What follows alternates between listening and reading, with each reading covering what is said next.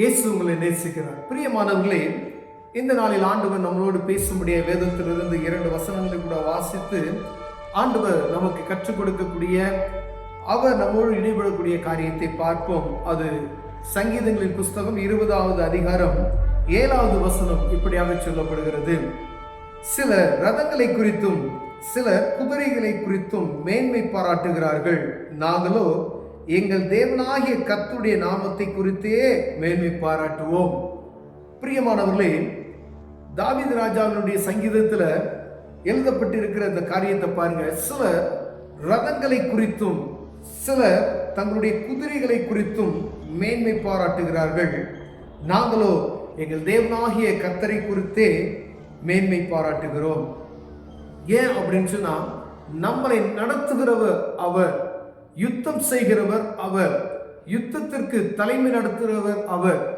வேதத்துல இஸ்ரவேல் ஜனங்களை வழிநடத்தி வந்த ஒவ்வொரு காரியத்தையும், அற்புதத்தையும், அந்த நடக்கப்பட்ட போர்களையும் நம்ம பார்ப்போமே. ஆனால் ஆண்டவர் அநேக அற்புதங்களை செய்திருக்கிறதை நாம் பார்க்க முடிகிறது. பிரியமானவர்களே, ஒரு ஆண்டவரை அறியாத ஒரு நாட்டு மக்களுக்கும் ஆண்டவரை அறிந்து கொண்ட நாட்டு மக்களுக்கும் உள்ள வித்தியாசத்தை பார்க்க அவர் ருசித்து அவர் எழுதியிருக்கிறார்.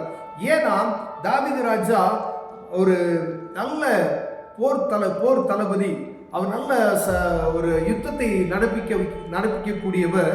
ஏன்னா அவர் செய்கிற எல்லா யுத்தத்திலையும் வெற்றியோடு வருகிறதை நாம் பார்க்க முடிகிறது. பிரியமானவர்களே, காரணம் ஆண்டவர் அவரோடு கூட இருக்கிறார். அவரையே நம்பி இருக்கிறது நிமித்தமாய் அவர் அற்புதமான காரியங்களை அவர் செய்ததை நாம் பார்க்க முடிகிறது. அவர் செய்ததெல்லாம் கர்த்தர் வாய்க்க பண்ணி தந்தார் என்று நாம் பார்க்கிறோம். ஒவ்வொரு அதிகாரத்தையும் நம்ம தாவீதுடைய அரசாட்சியில் நம்ம வாசித்து வந்தோம் அப்படின்னு சொன்னா, எங்கு சென்றாலும் அவர் யாரும் ஜெயிக்க முடியாத அளவுக்கு அவர் கர்த்தருடைய சமூகத்துக்கு போவார். ஆண்டவரே, நான் போலாமா வேணாமா?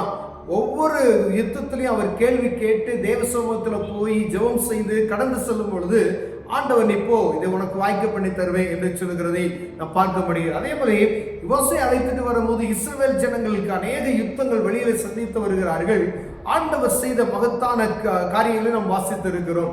ஏன் அப்படின்னு சொல்லி பார்த்தீங்கன்னா, அவர்கள் அநேக ரதங்களையும் குதிரை வீரர்களையும் லட்சக்கணக்கான ஜனங்கள் ஈக்களை போல மணலத்தனையை பரம்பிருக்க ஜனங்கள் மத்தியில இவர்கள் சொற்ப ஜனங்களாய் போய் நிற்பாங்க. ஆனால் அவர்கள் துதித்தது நிமித்தமாக ஒரு பேர் அழிவை அங்கு உண்டாக்குகிறதை நாம் பார்க்க முடிகிறது. பாருங்க, ஆண்டவரை நோக்கி அவர்கள் துதித்தார்கள், அவர்கள் எதிரிகள் தங்களுக்குள் வெட்டுண்டு விழுந்தார்கள் என்று வேதம் சொல்லுகிறது. பிரியமானவர்களே, சடலங்களாக ஆக்கப்பட்டார்கள், பிணங்களாக கிடந்தார்கள் என்று வேதம் சொல்லுகிறது. அப்ப பாருங்க, அவர்கள் வரக்கூடிய எதிராளிகள் என்ன செய்யறாங்க அப்படின்னு சொன்னா, அவங்க கிட்ட இருக்கக்கூடிய படைபலத்தையும் அவங்க கிட்ட இருக்க குதிரை பலத்தையும் ரதங்களையும் குறித்து எங்களுக்கு இப்படி இருக்கு, நாங்க ஜெயிச்சிருவோம் அப்படின்ற ஒரு மேன்மையான ஒரு காரியம் அவர்கள் இருதயத்தில் இருக்கிறது. இதுதான் மேட்டிமை. ஆண்டவர் சொல்றாரு, மேட்டிமையான இருதயம் உள்ளவனுக்கு ஆண்டவர் என்ன செய்யறாருன்னா எதிர்த்து நிற்கிறார் என்று வேதம் சொல்லுகிறது. பிரியமானவர்களே, தாழ்மை உள்ளவனுக்கோ கர்த்தர் கிருபை அளிக்கிறார். இஸ்ரவேல் ஜனங்க போய் தேவ சமூகத்தில் அழுந்து விளக்குகிற பொழுது, நான் நீங்க போங்க, நான் அவர்களை உங்களுக்கு நான் யுத்தத்துல ஒப்பு கொடுப்பேன் சொல்லக்கூடிய ஒவ்வொரு அதிகாரத்திலையும் பாருங்களேன், அவர்களுக்கு ஒரு ரட்சகரை ஏற்படுத்துவார். இவர்கள் போய் தேவ சமூகத்தில் முறையிடும் பொழுது அற்புதமான ஒரு காரியத்தை நடப்பிப்பார். அந்த யுத்தம் அவர்களுக்கு வாய்க்க பண்ணி தருவார். அநேக அற்புதங்களை ஆண்டவர் செய்திருக்கிறதை நாம் பார்க்க முடியும். அது எண்ணிக்கடங்காத அற்புதங்களாக இருக்கிறதை நாம் அறிந்திருக்கிறோம், அதை வாசித்திருக்கிறோம். ஆனா அந்த இஸ்ரவேல் ஜனங்கள் என்ன செய்றாங்கன்னு பார்த்தீங்கன்னா, இதை மறந்து போய் விடுகிறார்கள். அநேக அற்புதங்களை செய்த இயேசு, யுத்தத்தை நடத்திட்டு வந்த ஆண்டவர், யுத்தத்தில் வழிநடத்தி வந்தவர், எதிராளிகள்கிட்ட ஒப்பு கொடுக்காதபடி தேசங்களை கைப்பற்றிக் கொள்வதற்கு ஆண்டவர் உதவி செய்தார் என்பதை அவர்கள் அறிந்திருக்கிறார். வனாந்திரத்தில் அவர்களுக்கு காடையை கொடுத்தார், அவாந்திர வெளிகளில் அவருக்கு தண்ணீரை கொடுத்தார். எல்லாவற்றையும் அறிந்திருக்கிறார்கள், நடத்தி வந்த தெய்வத்தையும் புரிந்திருக்கிறார்கள்.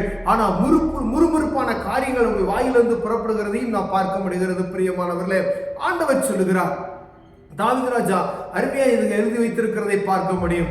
சிலர் ரதங்களை குறித்தும் அவருடைய குதிரை அவர்கிட்ட இருக்க படைபலத்தை குறித்தும், அதே போலதான் நம்ம தேசத்திலையும் சரி, குடும்பத்திலையும் சரி, அநேக இடங்களிலும் சரி, நம்ம கிட்ட இருக்க பணம் நம்மளை காப்பாற்றும், நம்ம கிட்ட இருக்கிற ஆள்பலம் நம்மளை காப்பாற்றும், நம்ம கிட்ட இருக்க செல்வாக்கு நம்மளை காப்பாற்றும் என்று நம்பி இருப்போமானால் அது கைவிட்டு விடும். பிரியமானவர்களே, ஒருவேளை ஆண்டவரையே நீங்க நம்பி இருந்தீங்க அப்படின்னு சொன்னா, அவரை மாத்திரம் நீங்க நோக்கி இருந்தீங்கன்னா உங்களுக்கு அவரே பாதுகாப்பு. இவங்க எவ்வளவு பெரிய ஆளாக இருந்தாலும் சரி, ஆண்டவர் பாதுகாப்பார். கடந்த நாட்கள்ல ஒரு இடத்துல நம்ம ஒரு பெரிய தலைவர் கொல்லப்பட்டதை நாம் பார்க்க முடிகிறது. அவருக்கு எப்பொழுதும் நிறைய பேர் அவங்க கூட இருப்பாங்க அப்படின்னு சொல்றாங்க. பாருங்க, சென்னை பட்டணத்துல ஒரு தலைவரை கொலை செய்து விட்டார்கள். பாருங்க ஒரு கொஞ்ச நேரத்துல டிவியில போடக்கூடிய நேரத்தை பார்த்தீங்கன்னா அவ்வளவுதான். பாருங்க, கைவிடப்பட்டு விட்டான் மனிதன், கைவிடப்பட்டு விடுவான். பெரியமனே, ஒருவேளை நீங்க ஆண்டவரை நோக்கி இருக்கும் பொழுது பாருங்க, சுத்தியில இருக்கிறாங்க ஜனங்க. எலிசா இருக்கும் பொழுது பாருங்க, அவருடைய கண்களை திறந்து ஆண்டவர் காண்பிக்கிறதை பார்க்க முடியும். 2 பேர் மாத்திரம் நிற்கிறாங்க. சுத்தி ஜனங்கள் ரதங்களோடு அவங்க நிக்கிற எல்லாம் ஒரு படை சேனையோட நிக்கிறாங்க.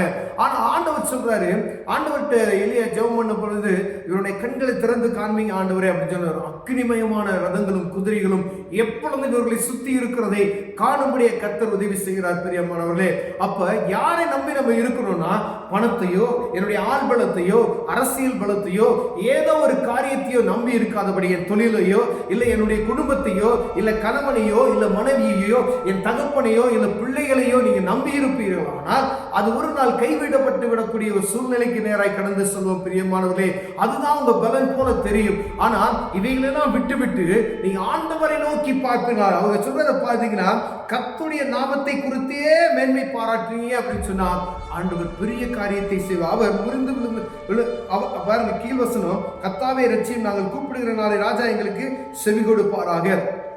ஒவ்வொரு நாளும் நம்ம தேவ சமூகத்துல போய் அவரை மாத்திரம் நோக்கி பார்ப்போமே, ஆனால் ஆண்டவர் நமக்கு பெரிய காரியங்களை செய்வார். பிரியமானவர்களே, எதை குறித்து மேன்மை பாராட்டக்கூடாது.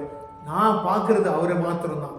அவரை நீங்க கையில வச்சுக்கிட்டீங்கன்னா, அவரை உங்க கூடயே வச்சுட்டீங்க அப்படின்னு சொன்னாங்க, எல்லா விதத்திலும் ஒரு வெற்றி உண்டாகும். சில காரியங்கள் தோல்வி போல காணப்படும். ஒருவருப்பான ஒரு காரியங்கள் ஒரு மன துவண்டு போற சூழ்நிலைகள் வரும்.